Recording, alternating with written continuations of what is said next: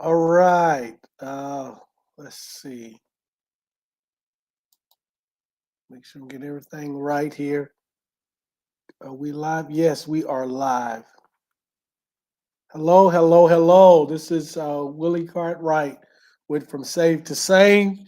I want to welcome all of you here to the channel podcast From Save to Sane. We do this every other week. Um, Let me apologize right off the top. Last week I had it scheduled early and then had to cancel it. Something came up, so that's why we're doing it this week. So hopefully, all of the loyal listeners and supporters of the program got wind of that and are joining us today. So please let me know if you are here and if you're joining us today. Please let me know. Put something in the chat, and I have just a second. Uh, Having technical issues, but it's my own doing. So we should be good. So let me know if you are with us today by putting something in the chat. Jay Jammin, what's going on? Glad to have you. I am happy that you are with us today. And so we got a lot to talk about today. The topic for today is Jesus. Jesus is a literary and mythological invention. And we're certainly going to talk about that. Uh, I have about 10 reasons as to why this is the case. And we're going to try to talk about as many of those as possible, but clearly there are many more reasons as to why we know that Jesus, at least the divinity of Jesus, is a literary and mythological invention created by man. But let me start off the way I always start off by saying thank you to a couple of people. Taisha Essick, who I have not heard from in a while. I need to check on her, and I say that every week, but I will check on her. But thank you, Aisha. I hope that you're out there listening. I hope the family is doing well. Thank you for everything that you've done in the past, and then and being supportive of this program. Thank you so much. It help in getting me started in what I'm doing today. And so, secondly, absolutely, so thank you to my wife, who is extremely supportive, 100% supportive. She helps me with the technical stuff and some other issues. Sometimes I run topics by her, but certainly thank you to my wonderful wife of almost 20 years. And so, thank you for being supportive.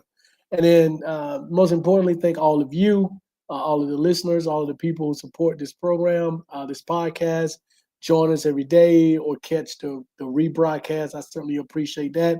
Leave comments, tell your friends about it, spread the word. We are still here. We will be here. We are continuously growing. So thank you all for that.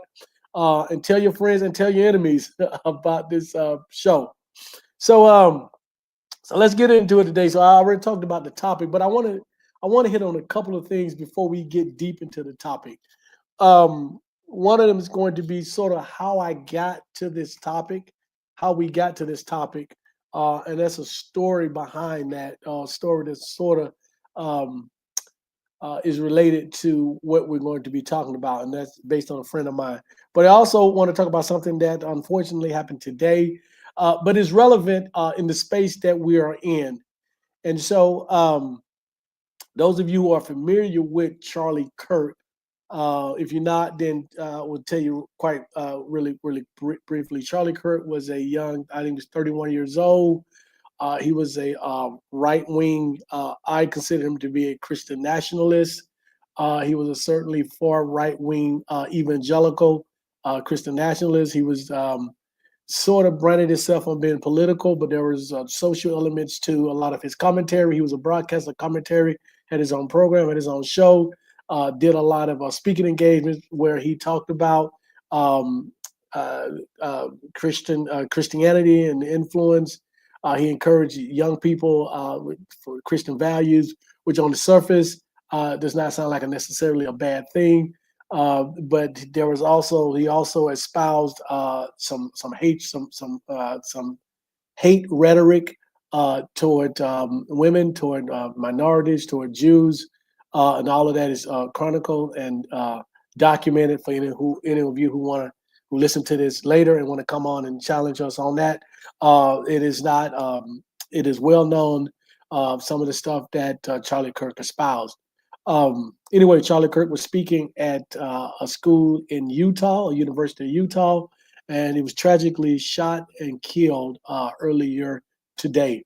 He was shot in the neck. Understanding, and that's I don't know a lot of the details. I've been in and out. I've been busy, but I did know enough about that. And so I normally I what I've done in the past is that I've sort of shied away from a lot of the social stuff that come across the news. Um, and then recently I've said and I've told you the audience that I was going to start to incorporate some of the social political stuff along with our with what we speak about religion because it is connected. This event, tragic as it is, it's certainly connected to the things that we talk about on this program. It is connected to the space that we're in. And so I would be remiss if I did not talk about it or mention it here. And now, let me begin with this sincere caveat that I don't wish ill to anyone, regardless of how much they tend to hate uh, me, the person I am, the space that I'm in, people who are like me, people who look like me, or other people who don't fit into a particular box. Um, and so I certainly did not wish for him to be assassinated or killed. Was not something but killed. He's a human being. He has a family, a wife, and I think two small children. And so we certainly feel bad for his family and his friends. With that being said, this is a program where I speak the truth. I speak my mind, my opinion. You might not always like it, but it's my program, and so I can do that. Um, Charlie Kirk was a hateful human being. He a lot of the things he's espoused were hateful, um, and he did it disguised as a Christian, evangelical Christian, even Christian nationalist. And so, again, there is no reason for someone to be killed. However, what we do know is that hate begots hate. He also, in his political space, he also talked about and espoused the support of guns and Second Amendment right to bear arms, and he even mentioned, and this is paraphrasing the statement he made, I think in 2023, about unfortunately, in order for us to be able to have our freedom, right to bear arms, that at times, unfortunately, some people would end up being killed or shot, I mean, hurt and killed by those guns. Today, unfortunately, he became an individual that fell victim to gun violence. And so we set out to sort of make that point. Um, I have less um, empathy for those individuals who hate me, who hate people who look like me, who hate people who choose not to worship, or choose not to be believers, much like him. Like I mean, believe in share his same beliefs. And so for that, um, I sort of let me just leave it at that. But again, those of you who are not familiar with Charlie Kirk, please research him and some of the things that he's talked about and his positions on things. I may do a show. The next show might be on Christian hate, Charlie Kirk, and the consequences of it, of Christian hate, because this is Charlie Kirk is not a martyr. He is not a hero. He is a symbol, an unfortunate symbol of what's going on in this country when it comes to religious and political hate. Again, it is connected. It is tied deeply together. Um, and so, for that reason, we had to acknowledge that and talk about that.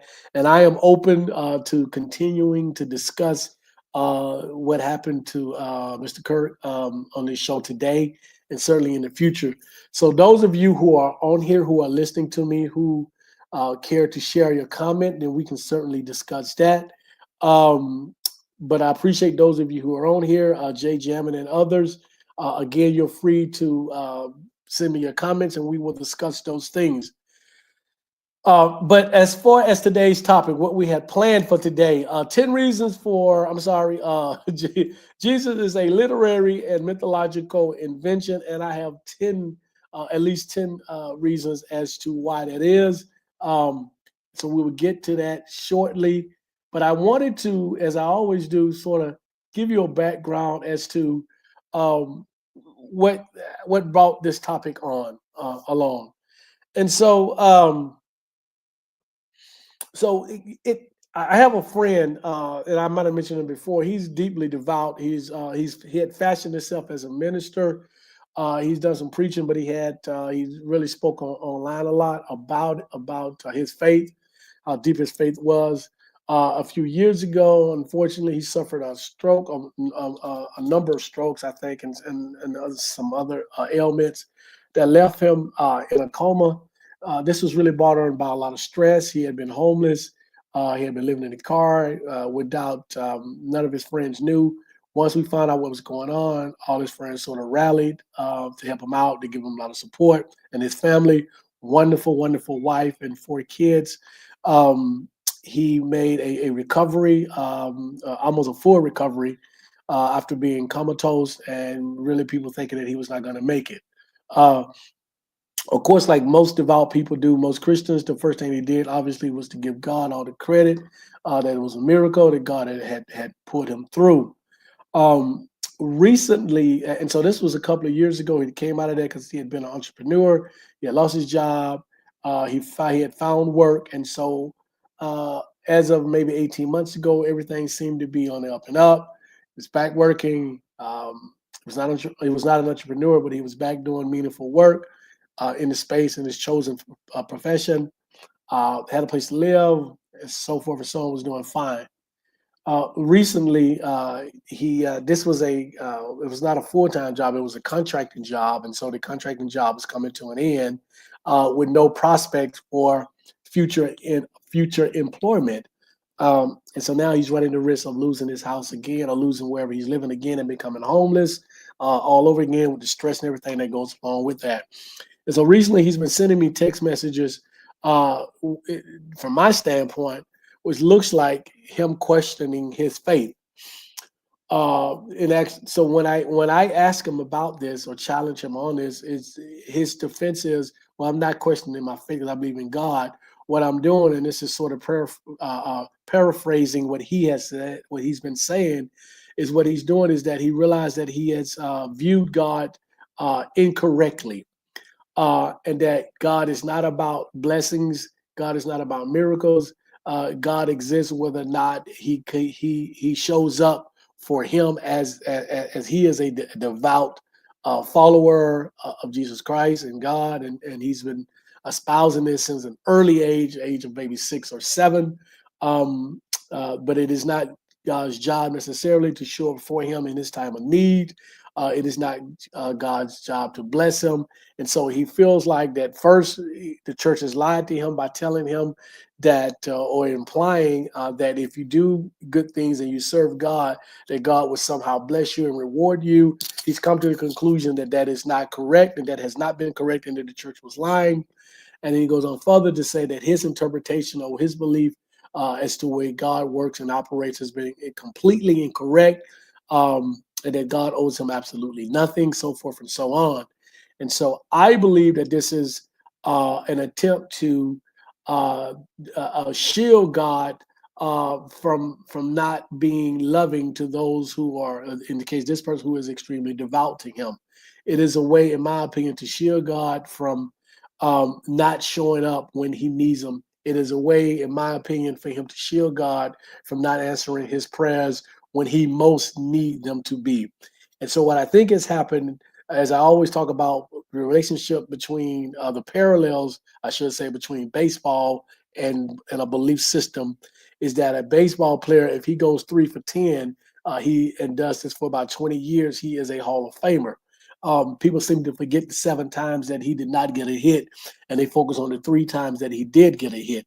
Faith is very similar. Faith and prayer is very similar. Christians and believers, other believers, have a tendency to focus on the 1 out of 10 or 15 times that it appears that God answered your prayer, and they are selective memory and tend to forget or excuse the other 19 or 20 times that God did not answer your prayer. And so God becomes a hero when he answers your prayer, and he receives none of the blame when he's not there to answer your prayer. And I think this is what my friend is going through. We also, it also, to me, it is also the beginning of him questioning his faith truly, even though he doesn't believe or he hasn't got to that point yet. But this is certainly the beginning of him questioning his faith. I am not a person who piles on. As far as I asked him, I said, "Well, why do you still believe in God if there's no objective evidence of his existence?" And now, based on what you're saying, there's no anecdotal evidence either. Um, and so I said, "Is this really about just going to not going to hell or going to heaven?"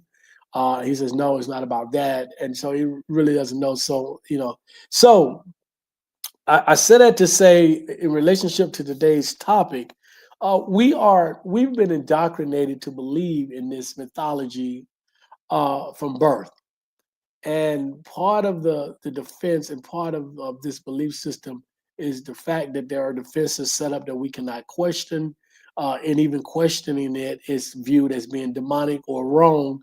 In a sense. And so when we get to a fork in the road where our mind is really opening up and we're starting to do analytical thinking, the defense mechanism kicks in that's been there all along that says even the idea of questioning this is wrong, is somehow wrong.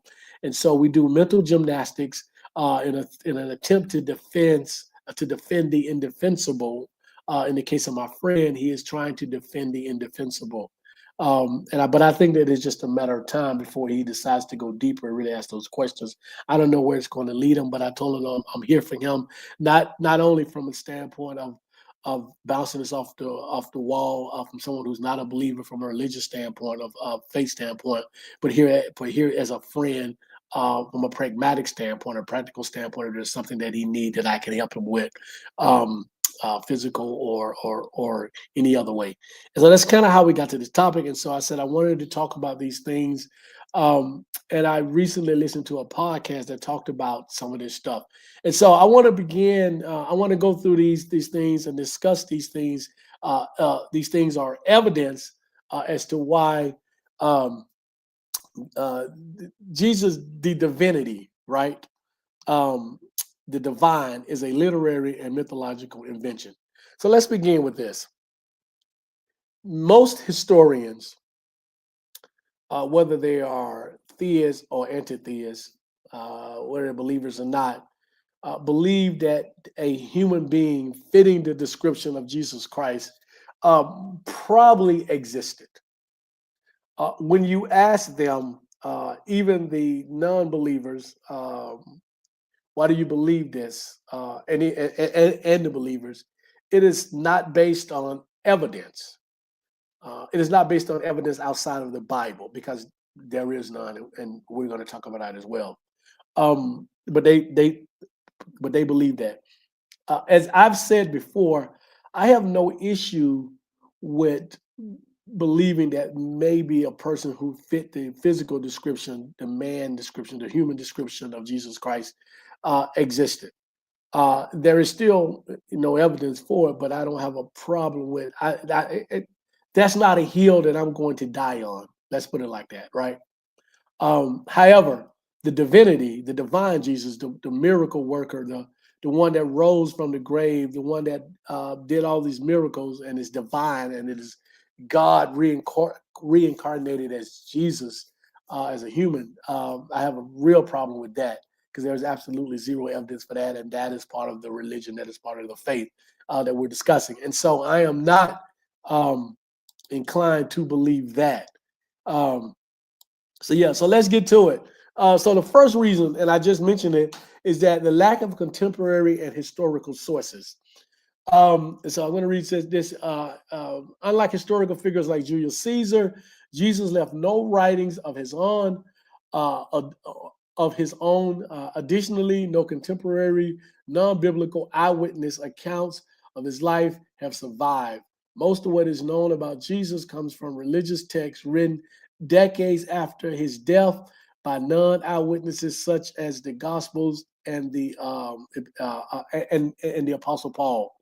So let's look at that. Um, what we're saying is that there is zero contemporaneous evidence of Jesus Christ. Think about this. Here is a man that lived in a relatively compact and small area that performed miracles. He took people from the dead and made them alive again. He fed the hungry. He walked on water. He all of this, and there is no contemporaneous writings of this.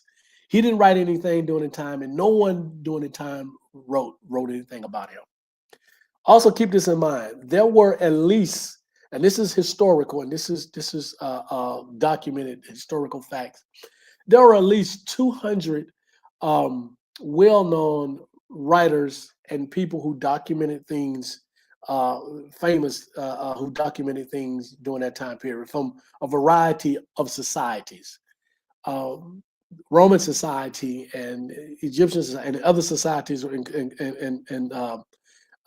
communities around this area kept meticulous records of everything that happened, from the mundane, how we make pottery, to extravagant, extraordinary events. And not one, absolutely nothing, zero, zilch, no writing about this man who claimed to be God, or who they claimed was God. He might not have said he was God, but who they thought was God, who walked around and performed miracles. You mean to tell me that no one wrote about this, and they wrote about every other thing during this time period that Jesus supposedly lived? Everything. There is absolutely nothing that is written contemporaneously. And the earliest writing is about 40 years after his so-called death. No one that lived during the time that knew him or said they knew him wrote about him during that time period. No one. Um, and so I find it very hard to believe. Just imagine today, um, without uh, even with social media, but even without social media, let's go back 25 years. Any type of event that happened that was, major or even moderately major, would have been written about, because we wrote about everything else. Denise Washington, what's going on? Glad to have you. I don't know if this is your first time, but good evening. Glad to have you with us. You can chime in with any comments. The topic is Jesus is a literary and mythological invention. We also discussed a little bit about Charlie Kirk and what happened in his death. Today he was killed. So we talked about that briefly. So you're more than welcome to send a comment, and we can discuss that as well. But yeah, so this is what we're talking about today, and I think it's sort of timely.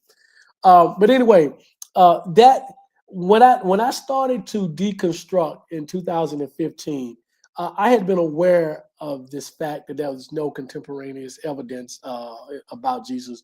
But as I read more and got more into it, just the idea and the thought that there isn't anything contemporaneous about it to come along, I find it absolutely impossible to be the case if he really existed. And so this is beyond the divinity. This is Jesus, the human being. So where I mentioned early on that most historians, whether they're believers or not, tend to side with the side that says, okay, this human being, this person, Jesus, existed. But there isn't even evidence, contemporaneous evidence, non-biblical contemporaneous evidence of a human figure, Jesus, let alone the divine. And so that causes questions for me. A second one, and these are reading from my notes. Parallels to pagan mythologies.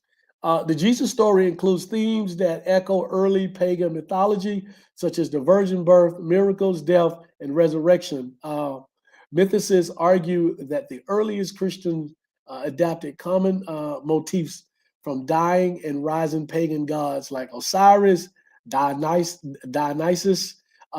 Mithras, and many, many, many others. Again, those of us who are in this space and we talk about this is one of the things that we talk about often. when we're engaged in dialogue with believers. We tell them, and I recently said this to a believer, there is absolutely nothing in the Bible uh, about God, about Jesus, that is original or unique. It is all quote unquote borrowed from much older religions, everything from Jesus' so called date of birth, how he was born, the resurrection, dying and rising, the miracles that he performed, 12 disciples, how he was born, where he was born, everything. And even the major stories of the Bible are recreations of much older stories. The flood story, the creation story. Every religion has a creation story, and it's very similar. And so there is nothing original and unique about that, which leads you to think rationally, and it makes sense that a group of people got together and they devised and created their own religion, and that religion fit them, but it resembled many of the religions around them because that makes sense, because they borrowed from those other religions. And so Jesus is not the first person who was born on December 25th, the first deity to be born on December 25th. He's not the first one to die and rose again and risen again. He's not the first to perform miracles. He's not the first to be called the Son of God. Um, uh, all of that. There is nothing original about that. And so that in itself should make you pause, should make you wonder. And is there early defenders or early apologists, Christian apologists, early on when this topic was broached, their defense was, in some cases, that the devil created these stories prior to Jesus Christ, his birth, and all of that. They created these stories to confuse man. That is about as ludicrous as it comes. The real reason why these stories have these similarities, again, is because most of these stories took place in the same general region of the world. And many of these individuals and these people in these societies borrowed stories from one another, stories that were passed down verbally or orally from one another, and they sort of mixed and matched from certain religious beliefs, certain spiritual practices to create their own practice. And so here we are today with the most profound and supported, orally supported a deity story that we have today. Doesn't mean that it's real because a significant number of people believe in it. It just means that the marketing was better. I posit and I talk about this all the time. The reason why Christianity is as powerful as it is and the Jesus story is as powerful as it is because Constantine in Rome. If you guys know the story of Constantine, how Constantine, quote unquote, converted to Christianity to make Christianity the state religion at that time of Rome, which was the most powerful society in the world at that time. It was based on a dream that Constantine had before a war. He saw a cross. He made all of his soldiers paint a cross on their shield. They won that battle, and thus he converted to Christianity. His mother was already a Christian. He converted to Christianity, but this was really about galvanizing the society of Rome under one religion for control and power. And so it just so happens that that religion became Christianity, and so he converted. Number two, the Council of Nicaea, 325 AD, which gave us a lot of the things that we have in Christianity, including the Trinity. It defined how we would define, how Christians, how believers would define Jesus, whether or not he always existed, whether or not he was part of the Trinity, or whether or not it was something else. They also decided on what books would be canonized. And so you need to read up on the Council of Nicaea, 325. There were many other councils. There was 5 additional councils that worked with this particular Council of Nicaea that did this. And then finally, the printing press is the third reason why Christianity. Well, I mean, it's one of the other reasons, because you got the Crusades and the other wars where Christianity was forced upon people through violence. But the printing press in the 1600s enabled the Bible to be mass produced and mass printed, and so it spread like wildfire with that. And so those are the things that are really at most responsible for the spread of this religion.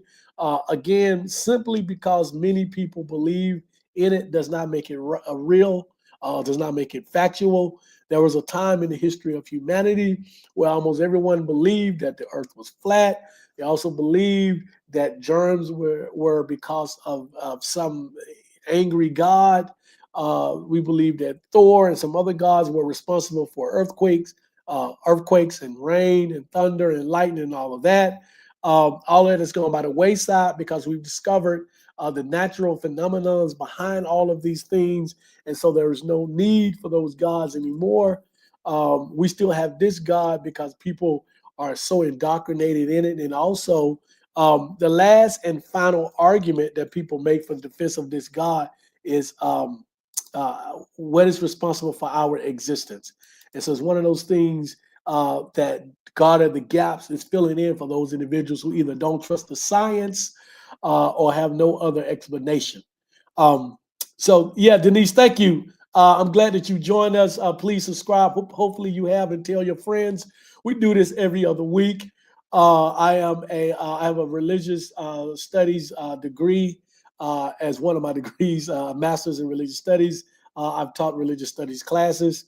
I've written a couple of books, and I have some published work in this space. So I say all of that not to brag, but to let you know that you are listening to someone who is well read and well versed and well studied in this space. And so thank you for joining us. Donald Richardson, what's going on? Thank you. I appreciate it. I was gone for the summer, and I think 3 weeks ago was my first show back from the summer. I missed last week because something came up, but glad to have all of you. And again, you're welcome to make comments, and we will discuss those comments as they come in. I do this a little different in the show because I want to make all of you a part of the show as well. So anytime a comment comes up or someone new comes in, I will stop what I'm doing and welcome them, and we'll get back to what we're talking about, like I've just done. So glad to have you here. So look at the third reason why Jesus is a literary and mythological invention. Third reason, the story fits the mythical hero archetype. So what do we mean by that? The narrative of Jesus conforms to a heroic archetype found across many cultures. This includes miraculous or virgin birth, foretold by prophecy, a struggle against evil forces, and a death on a hill, followed by post-mortem appearance and ascent to heaven. So again, we talked about all of the other stuff that is not unique to Christianity, not unique to Jesus. Certainly the virgin birth falls into that category. It is not unique to the Jesus Christ story, but the story itself fits the typical archetype, the mystical archetype. There's a good guy, there's a good, and there's evil. He eventually prevails. The good prevails over evil. He's born of a virgin. There's prophecy. It's prophesied that this will happen. Understand this, people, about the Old Testament and the prophecies that the New Testament supposedly fulfills. A lot of this stuff, historians would tell you, people in my space, the academic space, would tell you that a lot of this stuff, people went back and sort of wrote into the history of the Old Testament. A lot of these so-called prophecies. Some of these so-called prophecies are very ambiguous and vague. Some of these are self-fulfilling, like the Israel prophecy, which is actually not a fulfilled prophecy for a whole variety of reasons. So I'll get into one or two of them really quick because this is pretty simple. One of the prophecies that people say is self-fulfilling is that that the land of Israel and the Jews will inhabit their land again. 1948, Israel became Israel. Sort of self-fulfilling, but here's the catch to that. Most of the Jews that are in that region today are not the original Jews. Now, I'm not talking about the Hebrew Israelites. I'm not a Hebrew Israelite, never have been. I'm telling you actual facts and history. Those are European Jews. Those are not descendants of the original Jews. And so if that's supposed to be the case, if Israel is supposed to be about the original Jews returning to their homeland before Jesus is to come back, then that is a prophecy that it has not been fulfilled and will not be fulfilled. Is I just wanted to throw that in. So again, if you look at your history, if you look at some of you remember when you were in school and you learned about the Greek mythology, right? You learn about Apollo and Zeus and Hercules and some of these other gods. Those of you who were fortunate enough to take Egyptian mythology and Osiris and some of these others, you learn these are very similar stories. Seth, all of these are very similar stories to the Jesus Christ story. And the Jesus Christ story is much younger than these other stories, but they all sort of fit a program, fit a certain way that they're written. And so I want us to be aware of that. So that's another reason as to why the Jesus narrative is a literary and mythological invention. Fourth, evidence of allegorical and fictional writing. Again, mysticists argue that the Gospels function as legendary fiction rather than historical documents. They point to the use of allegory, literary devices, and theological embellishment to suggest that the narratives were crafted for theological purposes rather than to provide a factual biography. And so one of the things that I talked about in coming back from the summer is that I wanted to give you more information that was substantive, more information that you can use if you engage in dialogue with believers. One of those things is that the Gospels, the Bible itself, is not history.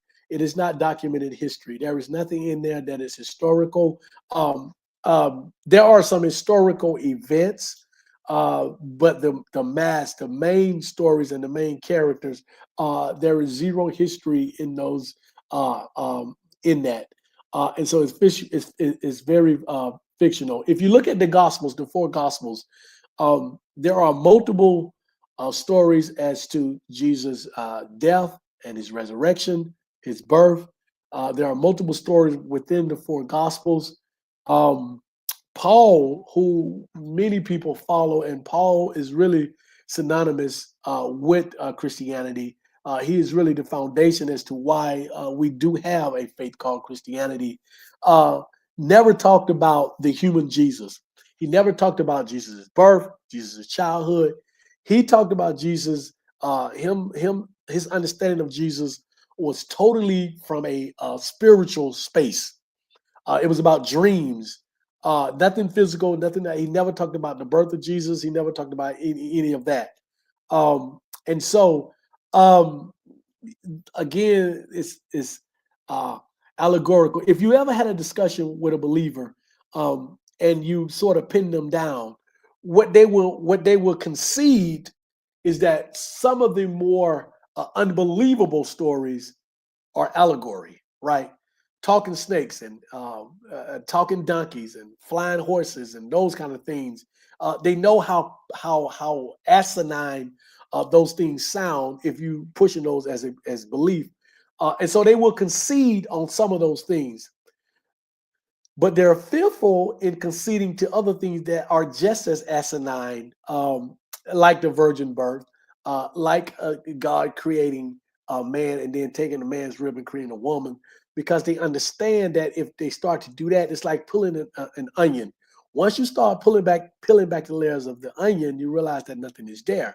So if we look at this, if we track this through, um, if if you don't believe that snakes talk, right? Serpents talk. Then there was no serpent that spoke to Eve, causing Eve to do what she did to eat of the apple, which is the foundation for sin, right? If that didn't occur, then there was no sin. If there was no sin, no original sin, that is the origin of sin.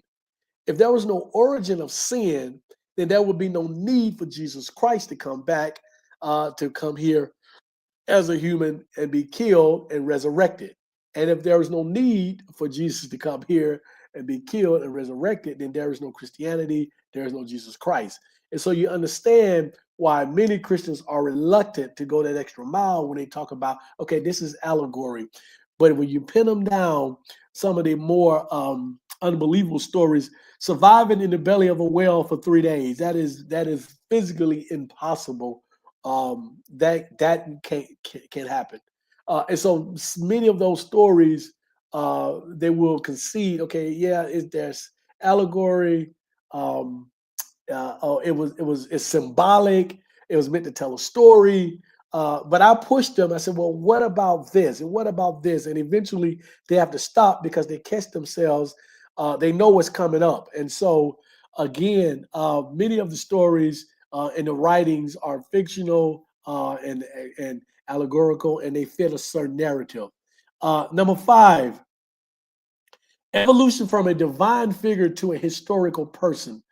Some proponents of mysticism contend that Jesus began as a mythological heavenly being whose story was later historicized by gospel authors. They point to the earliest Christian writings, such as Paul's letters, which discuss a divine Christ figure, but offer few biological details about historical earthly Jesus.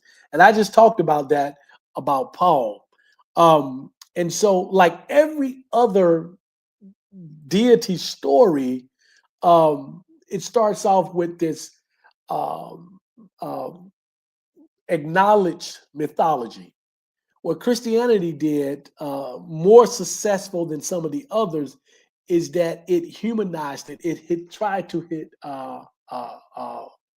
make it into history by coming back, the writers, and adding stuff later. When we talk about the two most famous non-biblical writers who supposedly talked about Jesus, would be um, um, Thaddeus, and then God, why is it slipping my mind the name of them? But anyway, um, both of them, their writings occurred 30 to 100 years after the death of Jesus. They briefly mention Jesus, and part of it has been known to be fraudulent at best. And so there is no credible uh, their writings are not credible as being provided as evidence that Jesus existed. Um, and so again, uh, taking a divine figure to a historical person, it is the process that almost every religion has done who's attempted to do this. Christianity just did this more successfully. Denise said, awesome, thank you so much. And it's why are we as humans so uncomfortable with the idea of there not being a God? That is a fantastic question, Denise. I think it is, in my experience and my research and everything I've done, I think it is a combination of stuff. And I don't proclaim to know all of the answers. But I think, first of all, um, we are indoctrinated from the earliest that this God exists, that a God exists, that a deity exists, regardless of what your religion is. I just happen to be talking about Christianity because I was a Christian for almost 40 years, and so I understand that. But it's the same with Islam and Hinduism and Hindu and all of the rest. So I think that's number one. Um, Number two, I think we're afraid not to believe because of the consequences. Whether it is an angry and vengeful God who punishes us as we live here on earth, or is going to commit us to an eternal damnation once we die. If you're part of other religions, there's purgatory. There's the withholding of 72 virgins. Whatever it is, there's this carrot and stick thing going on. And then thirdly, I think the reason that we even invented gods to begin with was because we didn't know something. And so human beings, we have a tendency to not to be able to accept the fact that we don't know something. And so early on, when there were phenomenons that we didn't have natural answers or natural reasons or rationale for, we created gods to be that rationale and those answers for. And so we hate not knowing. And so we're uncomfortable with not knowing, so we create gods. And there's a fear thing going on. If you're African American and you're part of the African American community, being religious or being a believer is synonymous with being black for a lot of people. Somehow, if you are an atheist, a non-believer, a humanist, a free thinker, you are not you're not really fully black. And so it's a variety of reasons, and I'm sure there are many, many, many others. Um, but Denise, take uh, what we're seeing now, and this is through Pew Research and some other research organizations. We're seeing that Generation X, maybe some young people in the millennial generation, but certainly not Generation X, Generation Z, millennials and younger, young millennials and younger, which are young millennials, Generation Z, Generation Alpha. Those individuals tend to be less religious and less believers, and so I will be long and gone. I will be gone, long and gone. But I am a firm believer that eventually this society will get to the point where the majority of us, not only will the majority of us not be attending church or any other kind of religious gatherings, which we are at more than 50% of us now who don't regularly attend church and religious gatherings. But we're going to get to a point where a majority of us are no longer believers in any of these deities. Or what will happen before that, and which is acceptable to me, is that a belief system, you believing in a deity or God, is going to become largely irrelevant. What I wrote about in my graduate thesis, which is a published paper now, I talked about the belief in God becoming irrelevant in our everyday life.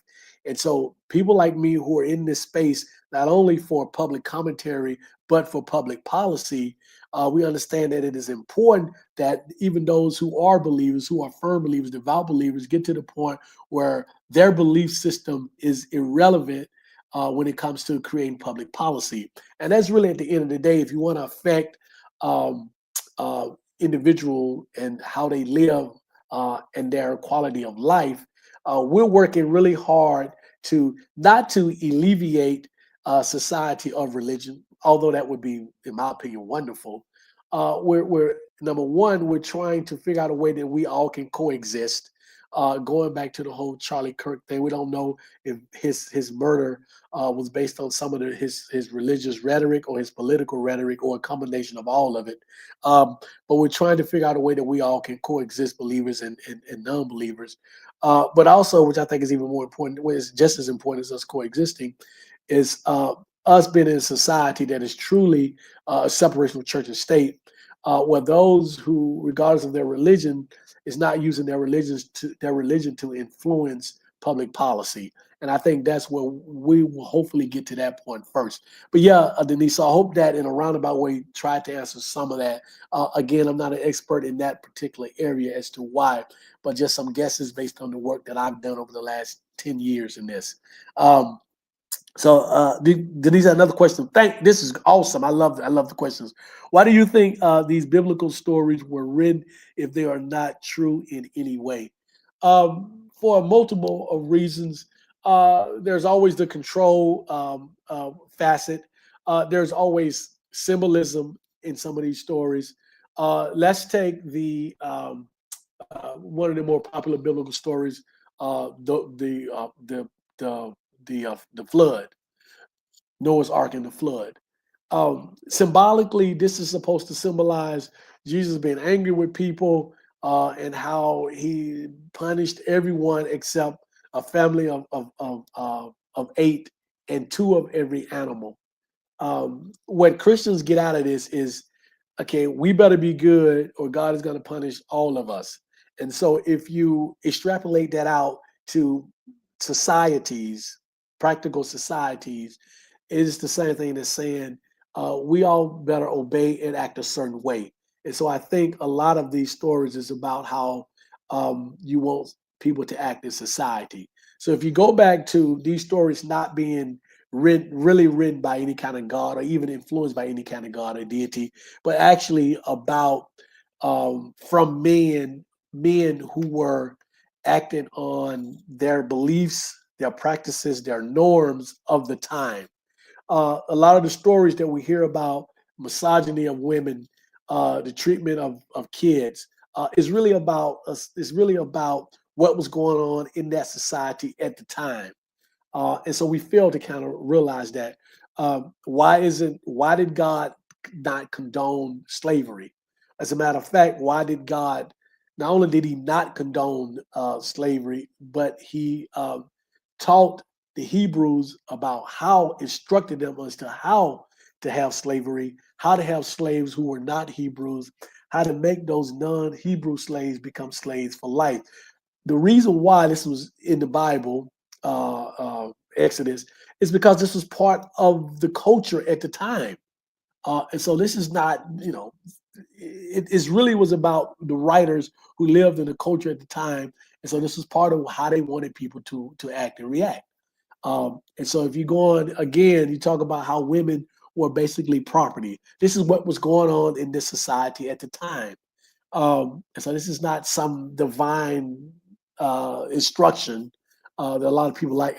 And for their sake, you would hope that a lot of these atrocities are not divine instruction, because then you got to defend a wretched and evil and misogynistic and sexist and inhumane God.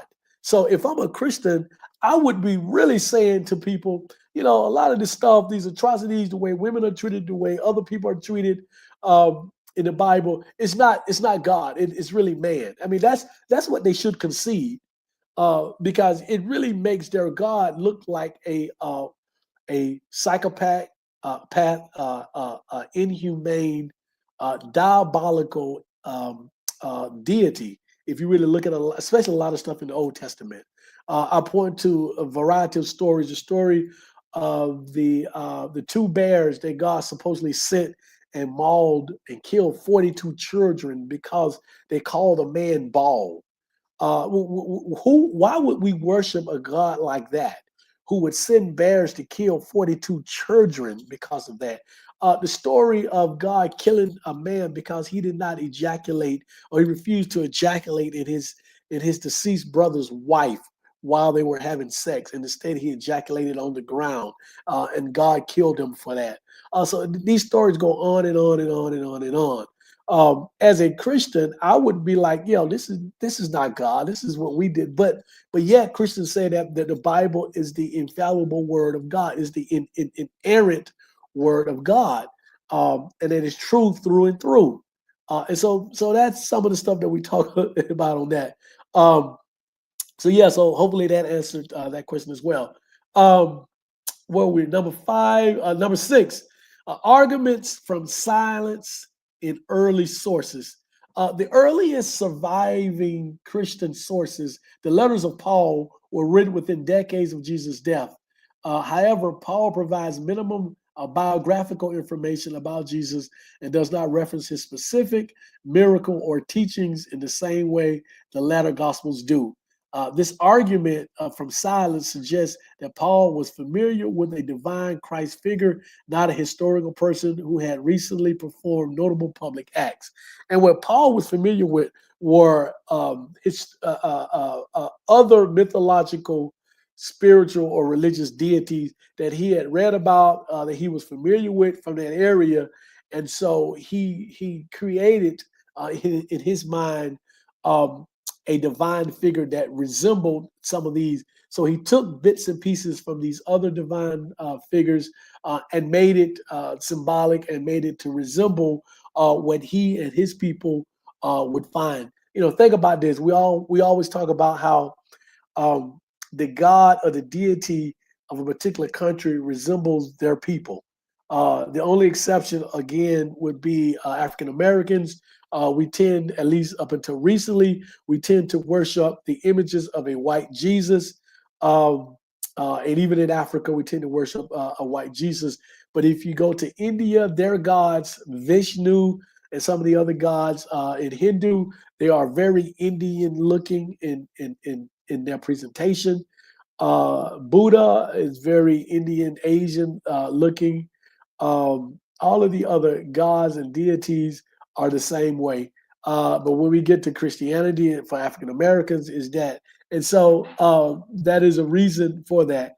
And so again, Paul took these figures that he was familiar with and sort of mixed and matched and created this Jesus figure.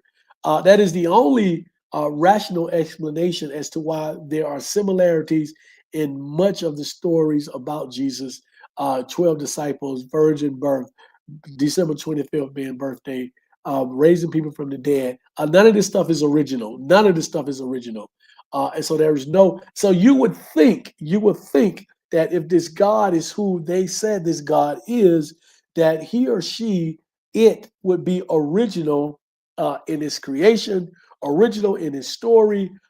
Jesus, the way Jesus comes along would be completely original and unlike anything that we had seen or heard before. But we have history and documented history that tells us that this is not the case.